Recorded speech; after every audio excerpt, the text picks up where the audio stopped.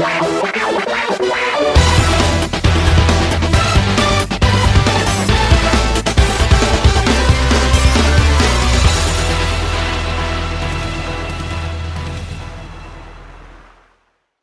it's Achim from American Runabouts.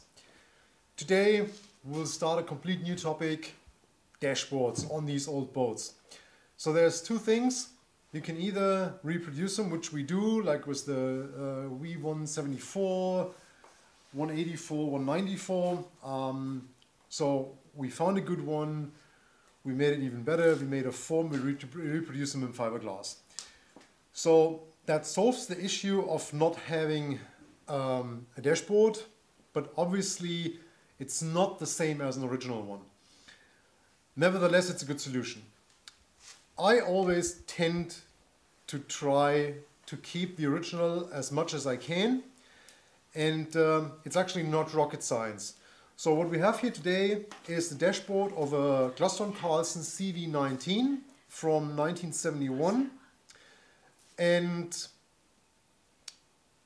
yeah, it's not in good shape, but it's a good example for a dashboard that can be saved.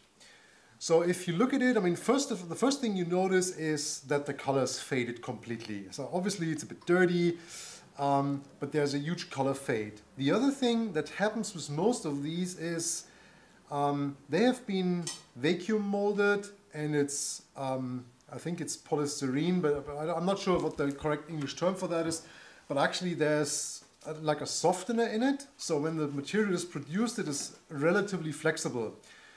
Over the years, especially when it has a lot of UV exposure, this softener disappears, it evaporates, and then the material becomes super brittle. So if you see these old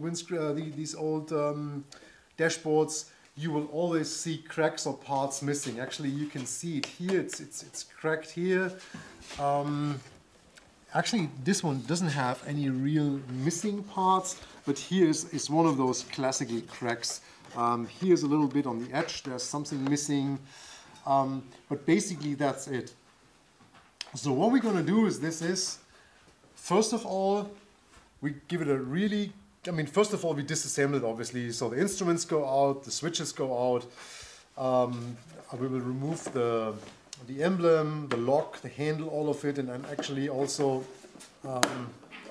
we will take out these spiders and other homeless creatures, and then drill out these rivets, so all this is taken apart, and then we'll give it a good clean.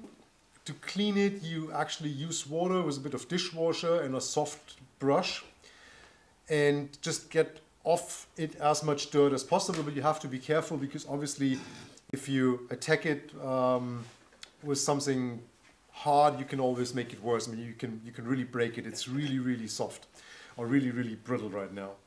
So after this is done, I'll get back to you.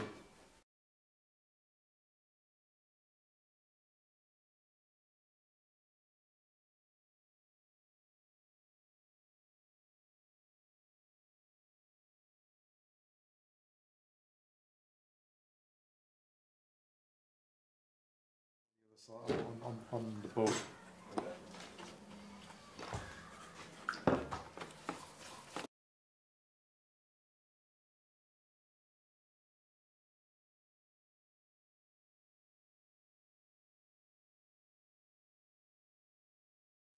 All right, as you can see, it's clean now and completely disassembled. One thing I would like to show you, on most of these old Glastrons have the glove box opening like that, so it's two parts and they're glued together. So taking those apart can be a real pain in the butt because they're kind of vulcanized in here. So getting them apart is a bit of a pain. I did it once and I want to show you because that's another 19. There you can actually see I puttied up with some fiberglass to reinforce it. But that's what it looks like, and then it's also easier to take the lock apart and also take the emblem out, because there's kind of a rivet on the backside. So on this one, this is more or less good. And also to take the handle out, you have to go in some screws behind there. But as this is relatively good, I didn't take it apart right now, but I just had another one so you know how that looks like. All right, so now what's next? The next step is, after this is really dry, to reinforce it.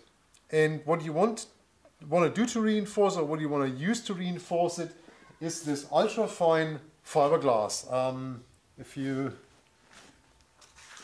you can always almost see through that, but the thing is that's almost like silk. So really nice material, and it doesn't make it super heavy. So what you're gonna do is you go on the backside of this and you use epoxy, no polyester, because the polyester will stick in the beginning, but it will not really bond with the material. So you have to use epoxy because of its better bonding abilities. And then actually what you do is you reinforce the entire backside. So you can really drape this along. So you put epoxy on it, I will show you all this, and then reinforce it with fiberglass.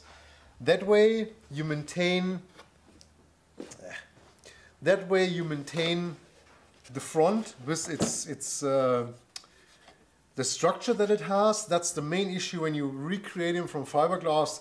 You lose the structure. I mean, it can still be super nice. I made some of carbon fiber for people that do not really insist on the original look and like it a little bit more modern. So all well and good. But if you want to keep the original, you obviously want to keep it as original as possible, and then you want to keep that structure. So the next step is to, and also like stuff like that. I don't know what happened. Looks like there was something hot underneath, but obviously the material melted away. So you want to cover that up with some more sturdy fiberglass. I'll show you when I'm doing this. So you want to make this nice again, because otherwise if you put your keys or something in, there will be somewhere on the boat. Another important part is before you start fiberglassing it, you need to fix these cracks. So what I do to fix these cracks is, I mean, on this one it's super simple, because that obviously aligns perfectly due to the remaining pressure in the material, right? But sometimes they are like off like this. So you have to make sure they are lined up the way they should be. And then normally I use some electric tape and put that over here, so I have a perfect alignment. And then I go on the back side and I use some super glue with some powder. Just have to see if I have some somewhere. I'll be back in a second. So here's some super glue, and here's some. It's basically like graphite. So it's a powder, and that reinforces the glue. So what I do is I put some super glue on the line, and then some powder in the still wet super glue, and that way that doesn't move anymore when I start fiberglassing, because then you take the brush and you put the fiberglass in the epoxy, and then there's always a chance that you can see it when I press here with my fingers. Yeah, the gap opens up, and then the material will drip through it, and you will have it on the front. That's the last thing you want. So you need to close all of these gaps and breaks before you start fiberglassing. That's important. There's another one like here. I didn't see that before. Yeah. So there's an issue here. You want to make sure that this is all covered up and no actual break anymore. Here you can see, here also. So all of this needs to be covered from the outside with electrical tape, and then from the inside with super glue and some of this restructuring powder. You will actually find that on the internet. I will put a link in the description of the video to some stuff on Amazon, so you know what you have to order. All right, let's go to work.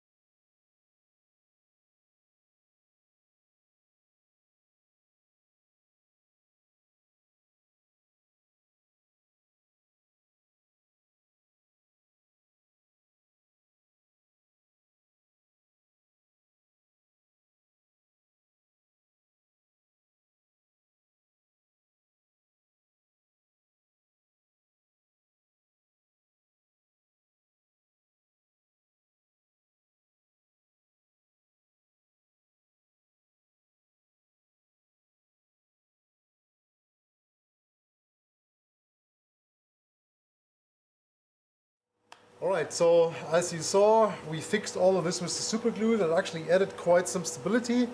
In case you can't find something like this powder, what also works great is you take normal, the super glue, the really liquid one, because you have them in different sorts of viscosity.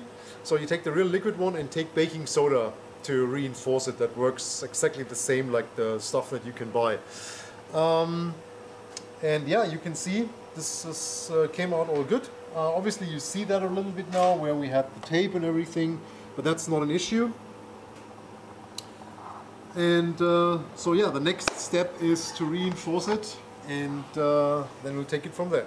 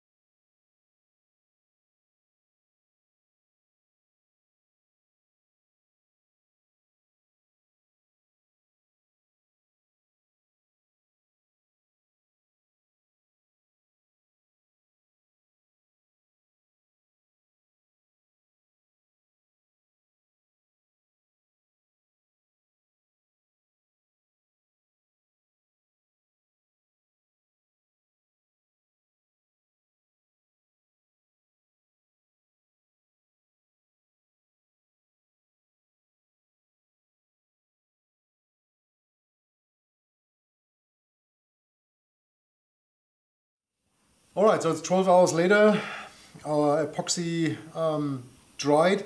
One important thing that I forgot yesterday, and I didn't film them because the battery was gone. When you put the epoxy on here, obviously you get a bit of spill and runners on the other side. I mean, when you're on here inside and on those cracks.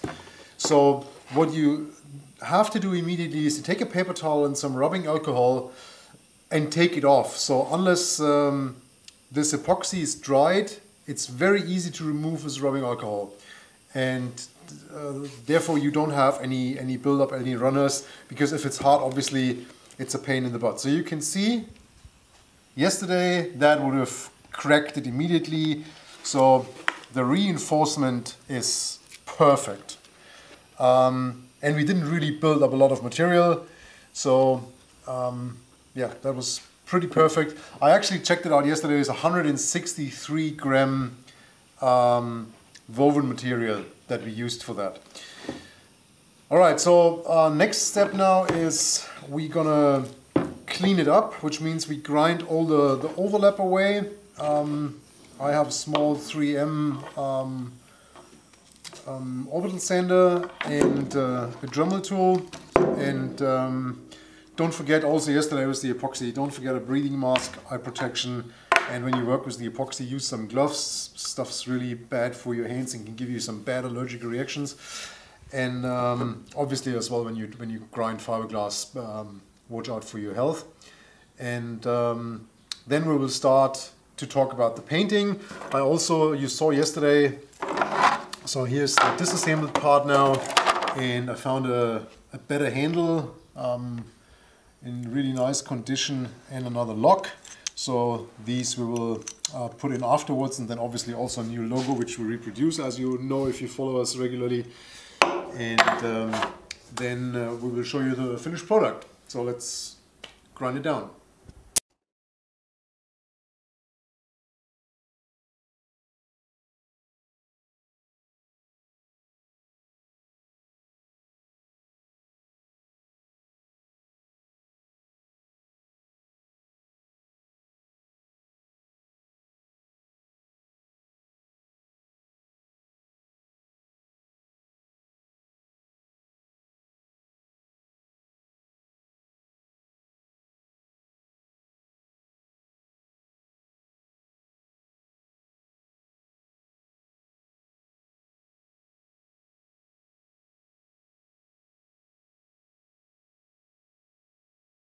Focus, that's me.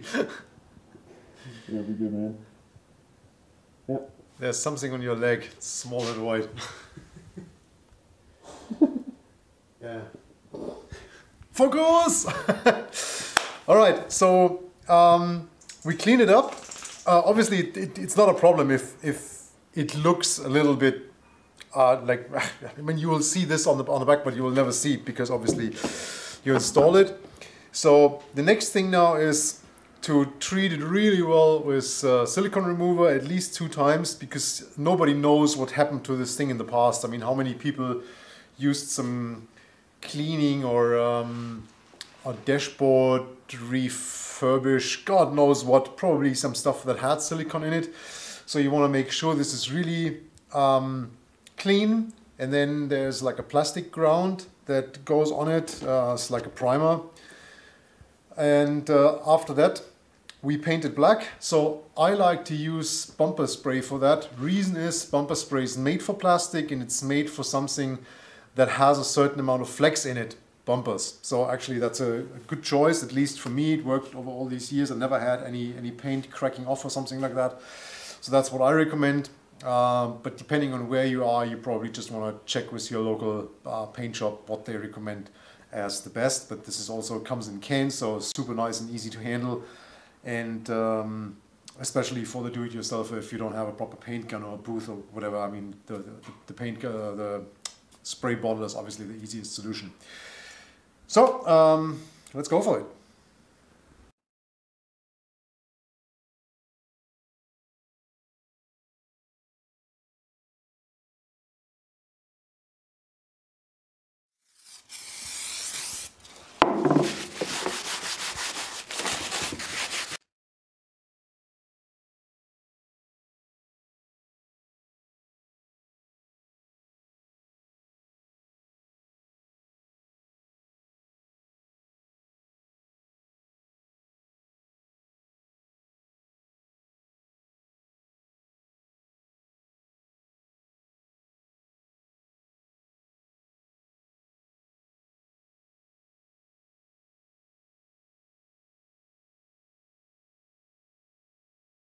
Alright, so here we are with the finished product.